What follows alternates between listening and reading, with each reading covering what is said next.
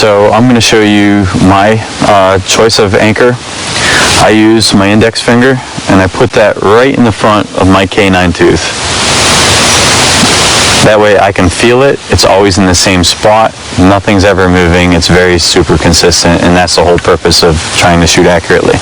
So it's very important for a barebow to get a nice hard contact anchor. It's not soft tissue anchor, because if you soft tissue anchor,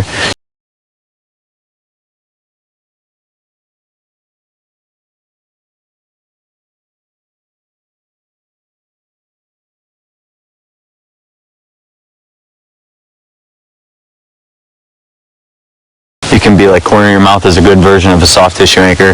It could be here one time, next time it could be here, next time here. Technically you're still in the corner of your mouth, but it's going to really change the impact of your arrow.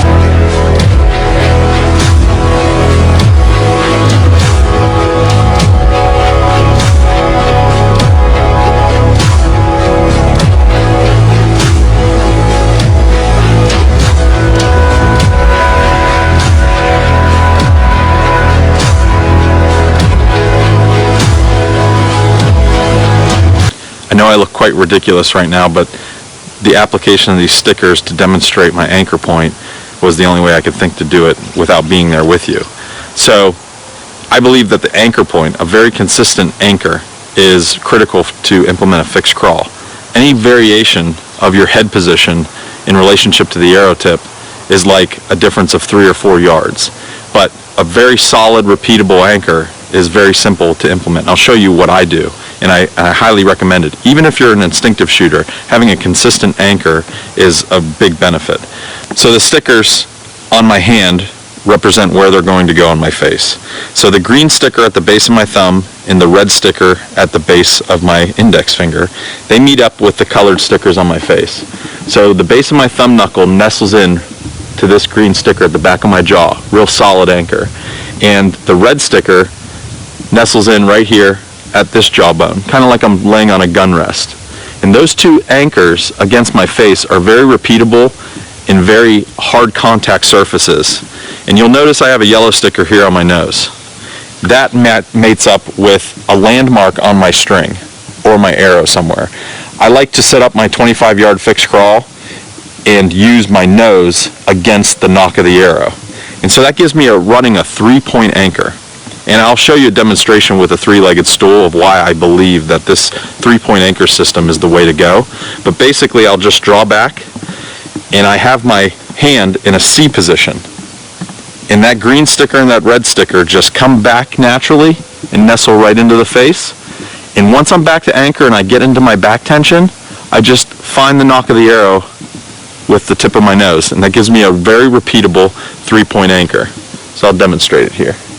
Draw back, back of the jaw, rest my head against my index finger knuckle, and then my nose comes in and touches.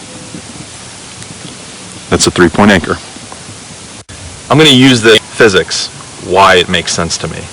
So basically, in traditional archery, we always talk about an anchor point. Well, a point is a specific spot, right? A one contact point. And so a lot of guys use their index finger or the middle finger in the corner of their mouth and they call it good. So again, we were showing how even instinctive shooting, your eye in relationship to your sight picture is important. A repeatable head position, shot to shot, is a very important thing. And I want to show the degrees of freedom that this stool, or your head, representing your stool represents your head, how many degrees of freedom that you have with running a single point, a 2-point, and a 3-point anchor. So a single anchor point, finger in the corner of your mouth, your head has all these degrees of freedom swiveling around that single point.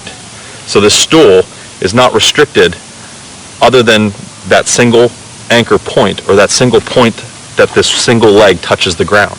Now if you implement a 2-point anchor system, it gets a little bit better. So you implement a 2-point anchor system. Now you have an anchor line, if you will. But you still have degrees of freedom here. You still pivot along that line. And an anchor plane, which is 3 points makes a plane, is extremely stable and repeatable. So bringing that knuckle, holding your hand as a C, and reaching that knuckle back to behind your jawbone, resting your base of your index finger against your cheekbone like you're laying on a stock of a rifle, and then finding a landmark on the string, whether it's the knock at the top of your nose or the knock right against your nose, or maybe the knock slightly below it. As long as that landmark that you find on your string is good, you now have an anchor plane, and it's very consistent and repeatable shot to shot.